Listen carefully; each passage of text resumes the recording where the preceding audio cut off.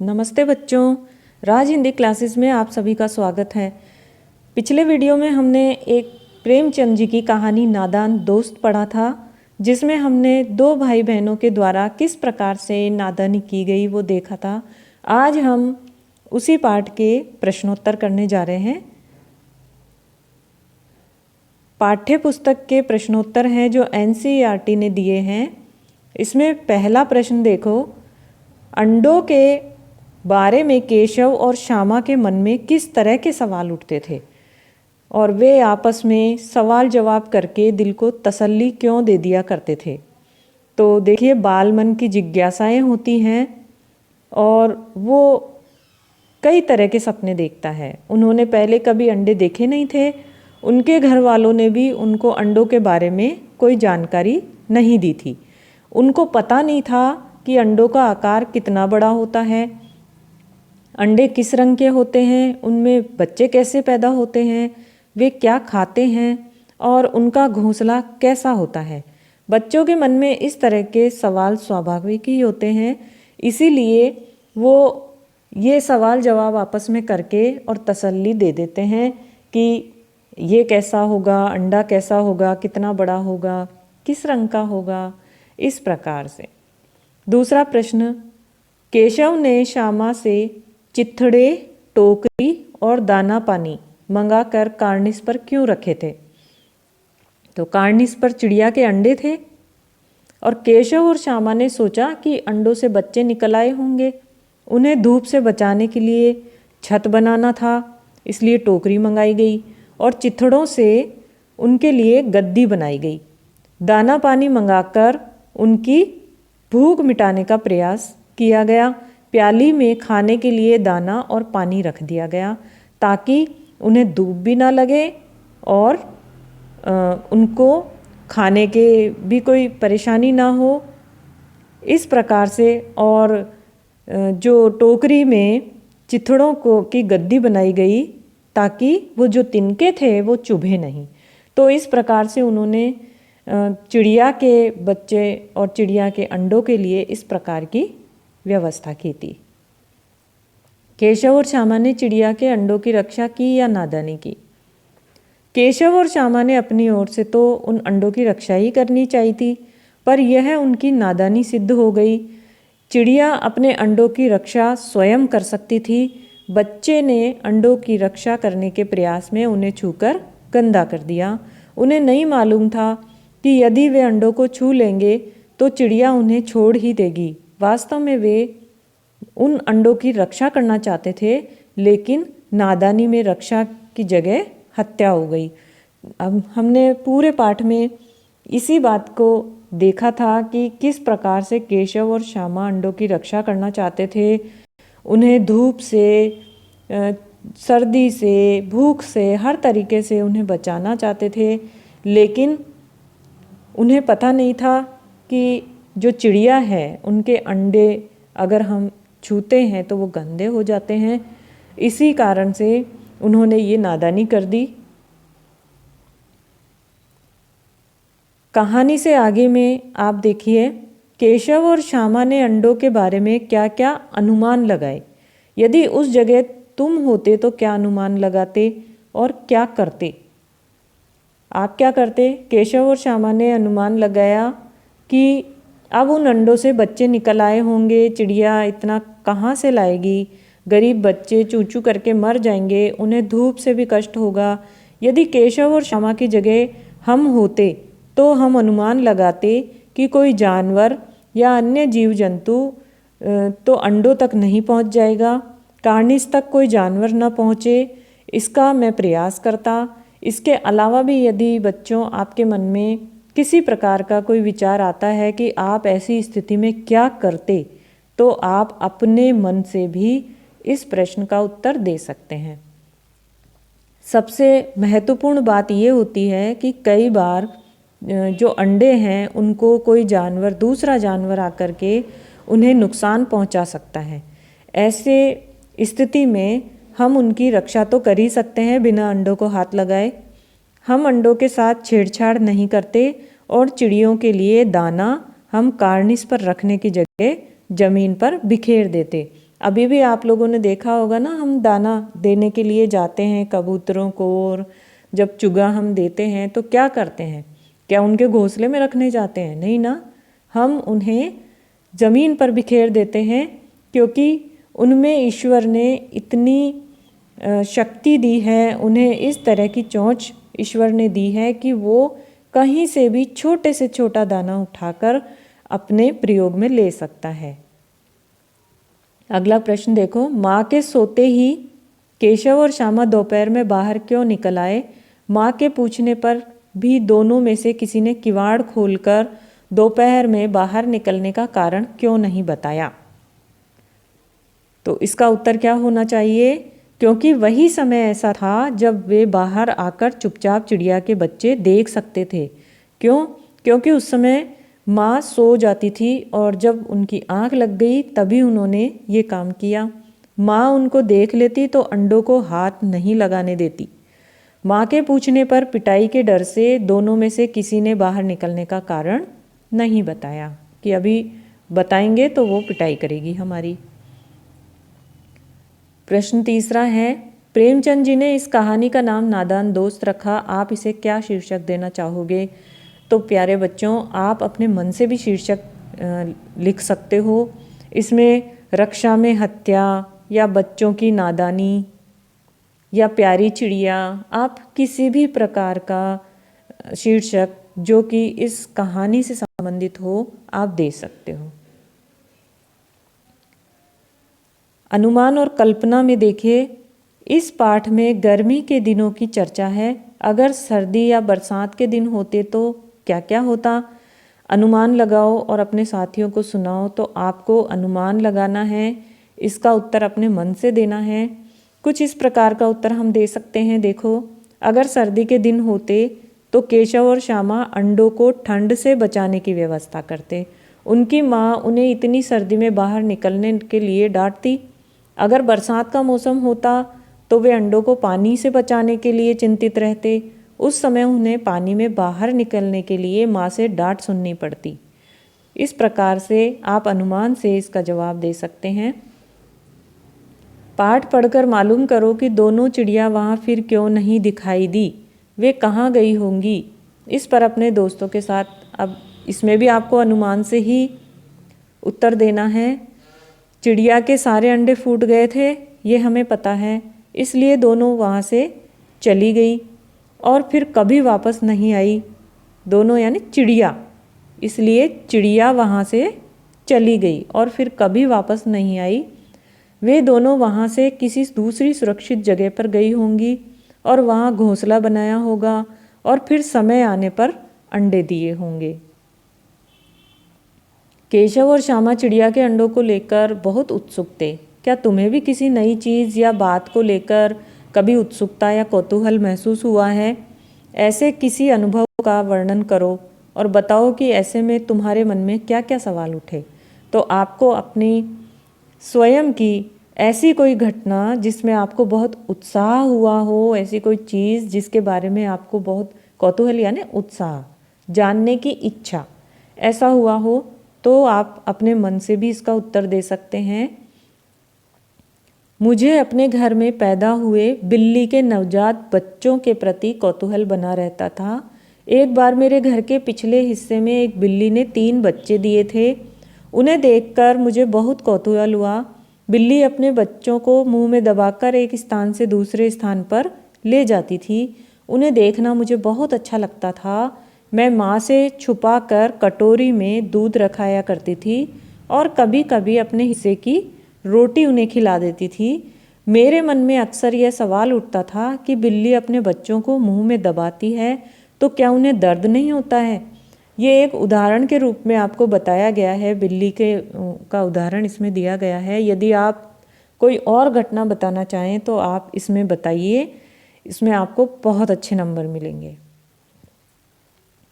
भाषा की बात देखते हैं। इसके अंतर्गत हम व्याकरण से संबंधित बातचीत करते हैं। तो देखो, पहला प्रश्न है, श्यामा माँ से बोली, मैंने आपकी बातचीत सुन ली है। ऊपर दिए उदाहरण में मैंने का प्रयोग श्यामा के लिए और आपकी का प्रयोग माँ के लिए हो रहा है। जब सर्वनाम का प्रयोग कहने वाले, सुनने वाले या किसी तीसरे के लिए हो तो उसे पुरुषवाचक सर्वनाम कहते हैं। नीचे दिए गए वाक्यों में तीनों प्रकार के पुरुषवाचक सर्वनामों के नीचे रेखा खींचो। देखो, इसके लिए सबसे पहले आपको देखना होगा सर्वनाम किसे कहते हैं कि जब हम संज्ञा के स्थान पर किन्हीं शब्दों का प्रयोग करते हैं तो वह सर्वनाम होता है, और सर्वनाम का जो प्रथम भेद है उसका नाम है पुरुषवाचक सर्वनाम। उसका क्या नाम है? पुरुषवाचक सर्वनाम। और ये पुरुषवाचक सर्वनाम जो है वो 3 प्रकार का होता है ना। 3 प्रकार में कौन कौन से प्रकार होते हैं? उत्तम पुरुष, मध्यम पुरुष और अन्य पुरुष।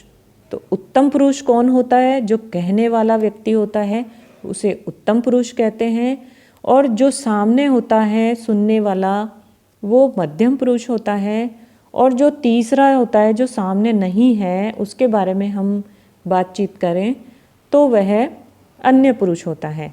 अब देखिए हमारा प्रश्न क्या है कि ये आपके सामने है, इसमें से आपको तीनों प्रकार के पुरुषवाचक सर्वनाम निकालने हैं। सबसे पहले हम इसको पढ़ते हैं। देखो, ध्यान से पढ़ना। एक दिन दीपू और नीलू यमुना तट पर बैठे शाम की ठंडी हवा का आनंद ले रहे थे। तभी उन्होंने देखा कि एक लंबा आदमी लड़खड़ाता हुआ उनकी ओर चला आ रहा है। पास आकर उसने बड़े दयनीय स्वर में कहा, मैं भूख से मरा जा रहा हूँ, क्या आप मुझे कुछ खाने को दे सकते हैं?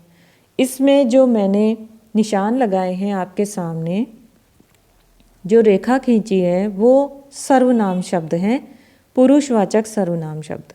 इसमें मैंने आपको कहा था जो कहने वाला होता है, यानी कि मैं या मुझे, ये है उत्तम पुरुष, और ये उदाहरण आपके उत्तम पुरुष के हैं। और आप यानी सामने वाला, तो ये है मध्यम पुरुष सर्वनाम। और अन्य पुरुष सर्वनाम कौन से होते हैं? उन्होंने, उनकी, उनसे, यानी ये सामने नहीं है, हम किसी तीसरे की बात कर रहे हैं। उन्होंने, उनकी, उसने, तो इस प्रकार से ये अन्य पुरुषवाचक सर्वनाम हैं। तो इन तीनों के उदाहरण के नीचे मैंने रेखा खींची है, आप भी इन्हें अलग अलग करके लिख सकते हैं। अब देखो कुछ उदाहरण देखो। तगड़े बच्चे, मसालेदार सब्जी, बड़ा अंडा। यहाँ रेखांकित जो शब्द हैं क्रमशः बच्चे, सब्जी और अंडे की विशेषता यानी गुण बता रहे हैं, इसलिए विशेषणों को गुणवाचक विशेषण कहते हैं। इसमें व्यक्ति या वस्तु के अच्छे बुरे हर तरह के गुण आते हैं। आप 4 गुणवाचक विशेषण लिखो और उनके वाक्य बनाओ। जिस तरह से ये तगड़े बच्चे, बच्चे कैसे हैं? तगड़े हैं। तो ये क्या है? बच्चे की विशेषता है, इसलिए इसे गुणवाचक विशेषण कहते हैं। देखो कुछ गुणवाचक विशेषण यहाँ है और वाक्य भी बनाए हैं, लेकिन आप इनके अलावा और वाक्य बनाएंगे। उदाहरण के रूप में आपको बताएं, जैसे हमने लिया ईमानदार, तो इसका कैसे हम वाक्य बनाएंगे? आयुष एक ईमानदार लड़का है। नीला, आसमान का रंग नीला है। जैसे विशेषण हो गया आपके मोटी, इसका वाक्य बनाना है रीना मोटी है। मीठा विशेषण है, इसका वाक्य बनेगा सेब मीठा है या मिठाई मीठी है। ये किसी भी प्रकार का आप वाक्य इसमें बना सकते हैं। तो ये सभी जो हैं ये गुणवाचक विशेषण के उदाहरण हैं। इसके बाद आप अगला प्रश्न देखिए कि दूसरा प्रश्न था, तो ये तीसरा है। केशव ने झुंझलाकर कहा। केशव रोनी सूरत बनाकर बोला। केशव घबराकर उठा। केशव ने टोकरी को एक टहनी से टिकाकर कहा और श्यामा ने गिड़गिड़ाकर कहा। ऊपर लिखे वाक्यों में रेखांकित शब्दों को ध्यान से देखो। ये शब्द रीतिवाचक क्रिया विशेषण के काम कर रहे हैं, क्योंकि ये बताते हैं कि कहने, बोलने और उठने की क्रिया कैसे हो रही है। कर वाले शब्दों के क्रिया विशेषण होने की एक पहचान यह भी है कि वे अक्सर क्रिया के ठीक पहले आते हैं। अब तुम भी इन 5 क्रिया विशेषणों का वाक्यों में प्रयोग करो। झुंझलाकर कहा, ये जो कहना है ये क्रिया है और इसके ठीक पहले देखिए आप झुंझलाकर। बोलना एक क्रिया होती है और इसके ठीक पहले देखिए बनाकर, ये क्रिया विशेषण है। तो इसकी पहचान क्या है कि सबसे पहले आपको क्रिया को पकड़ना होगा। क्रिया यानी काम करना। काम जिस शब्द के द्वारा हमें करने का बोध होता है किसी काम को, उसे क्रिया कहते हैं। जैसे उठना, कहना, बोलना, ये सब क्या है? ये क्रिया है। और इनके ठीक पहले आपको क्रिया विशेषण नज़र आएगा जिसमें सब में कर जुड़ा हुआ है। तो कर शब्दों से जो क्रिया विशेषण बन रहे हैं, इनसे संबंधित आपको वाक्य बनाने हैं। आप अपने मन से वाक्य बनाइए तो और भी अच्छा रहेगा। जैसे झुंझलाकर में हम बना सकते हैं, अमर ने झुंझलाकर खिलौने फेंक दिए। माँ ने मुझे मोतीचूर के लड्डू बना कर दिए। राज अक्सर घबराकर झूठ बोल देता है। घबराकर। लड़के ने अपने ठेले को दीवार से टिका कर रखा। गिड़गिड़ाकर। मंदिर के बाहर एक भिखारी गिड़गिड़ाकर भीख मांग रहा था। इस प्रकार से आप अन्य वाक्य भी बना सकते हैं। नीचे प्रेमचंद की कहानी सत्याग्रह का एक अंश दिया गया है। तुम इसे पढ़ोगे तो पाओगे कि विराम चिन्हों के बिना यह अंश अधूरा सा है। तुम आवश्यकता के अनुसार उचित जगहों पर विराम चिन्ह लगाओ। ये एक गद्यांश आपके सामने प्रस्तुत है। इसमें कहीं पर भी विराम चिन्ह नहीं लगे हुए हैं। विराम चिन्ह आप समझते ही हैं कि कई प्रकार के होते हैं, वाक्य के अनुसार लगाए जाते हैं। तो चलिए हम इसके अंदर विराम चिन्ह का प्रयोग करेंगे। उसी समय एक खोमचे वाला जाता दिखाई दिया। 11 बज चुके थे। चारों तरफ सन्नाटा छा गया था। पंडित जी ने बुलाया। इस प्रकार से जब हम पढ़ते हैं तो हमें पूर्ण अर्थ की प्राप्ति नहीं होती। यदि हम इसमें विराम चिन्हों का प्रयोग करें, जैसे ये देखिए, उसी समय एक खोमचे वाला जाता दिखाई दिया। यहाँ हमें पता है कि रुकना है। क्यों? क्योंकि यहाँ पूर्ण विराम लगा हुआ है। इसका मतलब हमारा वाक्य पूर्ण हो चुका है। तो जहाँ वाक्य पूर्ण हो जाता है वहाँ पूर्ण विराम लगता है। 11 बज चुके थे। देखिए पूर्ण विराम आया। चारों तरफ सन्नाटा छा गया था। फिर पूर्ण विराम आया। पंडित जी ने बुलाया। यहाँ अल्प विराम आपके सामने है। अल्प विराम का मतलब होता है कि आपको अल्प से ही समझ में आ रहा है कि बिल्कुल थोड़ा सा रुकना है। और बुलाया और इस वाक्य को अलग करने के लिए अल्प विराम को लगाया गया है। उसके बाद देखिए आप, खोमचे वाले यानी आवाज़ दी जा रही है, तो वहाँ विस्मयादि बोधक चिन्ह कहते हैं इसको। ये ऐसे लंबा डंडा और नीचे बिंदी, इसको विस्मयादि बोधक चिन्ह कहते हैं, जो यहाँ पर लगाया गया है। जहाँ हम किसी को पुकारते हैं या आश्चर्य की बात होती है तो वहाँ इस प्रकार का चिन्ह लगता है। इसके अलावा हमने एक उद्धरण चिन्ह या अवतरण चिन्ह भी इसमें लगाया है। ये ऐसे करके और ऐसे करके लगाया हुआ है ना, यहाँ खोमचे वाले के दोनों तरफ, यहाँ पर और यहाँ पर। ये चिन्ह कौन सा है? ये उद्धरण चिन्ह है। तो ये कहाँ लगाया जाता है? जब हम किसी वाक्य को जो का त्यों लिख देते हैं, किसी बात को जो का त्यों हम लिख देते हैं, तो वहाँ पर उद्धरण चिन्ह का प्रयोग किया जाता है। जैसे देखिए हमने जो का त्यों लिखा, खोमचे वाले, खोमचे वाला, कहिए क्या कहूँ, भूख लग आई है ना, अन्न जल छोड़ना साधुओं का काम है, हमारा आपका नहीं। इस प्रकार से यहाँ लगेगा। मोटे राम और अबे के बीच में देखिए ये चिन्ह और आया है, इसे हम डैश कहते हैं, है ना। बीच में जहाँ लगता है, देखो जब हमने द्वंद्व समास पढ़ा था उसमें भी बीच में इस तरह का योजक चिन्ह आया था। इसको योजक चिन्ह हिंदी में कहते हैं, अंग्रेजी में इसको हम डैश कहते हैं।